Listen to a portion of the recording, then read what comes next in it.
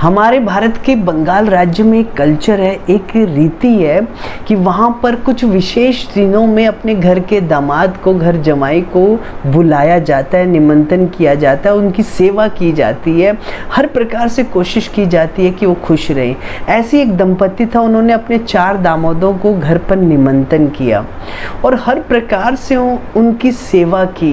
विविध प्रकार के व्यंजन, भोग, विविध प्रकार के पेय पदार्थ, हर वो सुविधा दी कि उन 4 दामादों को लगने लगा कि भाई हम तो स्वर्ग में आ गए, इतना सम्मान तो हमें दुनिया में नहीं मिलता। अब देखो ना, मेहमान भी थोड़े दिन का अच्छा लगता है, मेहमान भी अगर ज़्यादा दिन घर में रुके ना तो बोझ लगने लगता है ना। जैसे जैसे दिन बढ़ते हैं वैसे वैसे श्रद्धा कम होती जाती है, दिल नहीं करता फिर सेवा करने का, और एक दिन तो आदमी पक ही जाता है। तो इसी प्रकार से जो दंपति था, जैसे जैसे दिन बढ़ने लगे वो विचार करने लगे कि अब हमने बुला तो लिया इनको, पर ये तो यहाँ से जाने का नाम ही नहीं ले रहे, और चारों सच में ही अपने घर परिवारों को भूल गए हैं। कहते जब बैठे बिठाए इतना कुछ मिल रहा है तो बाहर क्यों जाना है। अब उन्होंने, जो दंपति हैं, उन्होंने सोचा क्या किया जाए कि ये यहाँ से जाएं। उन्होंने एक युक्ति निकाली और उन्होंने अगले दिन खाने में घी डालना बंद कर दिया। उनमें से एक दामाद जिसका नाम हरि था, उसको बहुत बुरा लगा कि रोज सासू मैया घी देती, आज दिया नहीं, बड़ा अपमान है। पर बाकी तीनों ने सोचा क्या हो गया अगर घी नहीं दिया तो, अरे घर में भी हम कौन सा रोज घी खाते हैं, ऐसे ही खा लेते हैं। तो हरि नाम का दामाद तो चला गया। अगले दिन उन्होंने क्या किया, दंपति ने आसन नहीं दिए, जिस आसन पे बैठ के प्रसाद पाते हैं वो नहीं दिया। तो उनमें से जो माधव नाम का है उससे बहुत बुरा लगा, भाई आसन नहीं दिया, ये तो बहुत बड़ी बेइज्जती है, रोज देते हैं। पर जो बाकी दोनों हैं वो कहते कोई बात नहीं, आसन नहीं दिया, ज़मीन पे बैठ के खा लेंगे, क्या बड़ी बात हुई। दूसरा दामाद भी चला गया। अगले दिन उन्होंने क्या किया कि घर की पुरानी बासी रोटियां, बासी सब्जी उनको लाके दे दी, ताज़ा कुछ नहीं बनाया। अब जो गोविंद नाम का दामाद है उसको बड़ा बुरा लगा, अरे चलो इतनी आइटम्स नहीं बनानी, 2 बना लेते, पर ताज़ी तो बनाते, तो बासी दे दी, तबीयत खराब हो जाएगी। सामान उठाया, वो भी चला गया।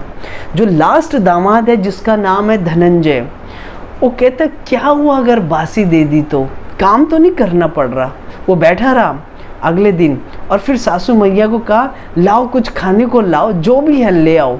सासू मैया अंदर गई, हाथ में झाड़ू लेके आई और दामाद को पीटना शुरू कर दिया, और वो दामाद अपनी जान बचा के भागा। इससे क्या पता चलता है, इसीलिए ऐसा बोला जाता है प्रहारेण धनंजया, कि जो लास्ट वाला व्यक्ति है, दामाद है, उसे अक्ल तब आई जब दंड मिला।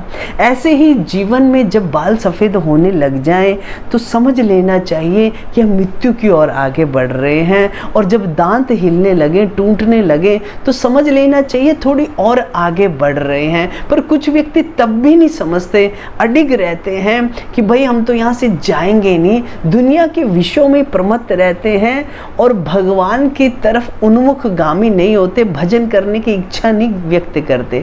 और उसके बाद जब आंखों से दिखना कमजोर हो जाता है, ये भगवान की तरफ से उस सासू मैया की तरह सिग्नल दिए जा रहे हैं कि भगवान अब चाहते हैं भैया दुनिया की मोह माया छोड़ो, ये दुनिया की अटैचमेंट छोड़ो, तुम मृत्यु के करीब जाते जा रहे हो, समझो इस बात को।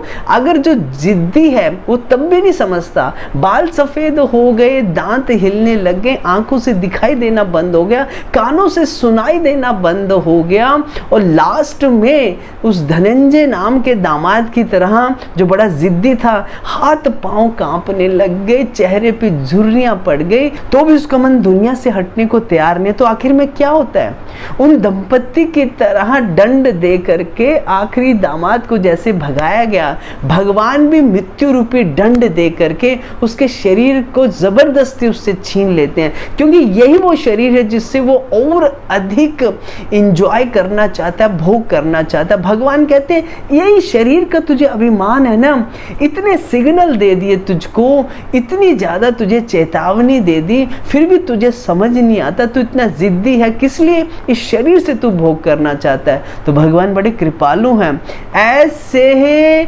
दुर्बल शरीर को, ऐसे जीर्ण शीर्ण शरीर को हटा करके पुनः उसको जन्म देते हैं।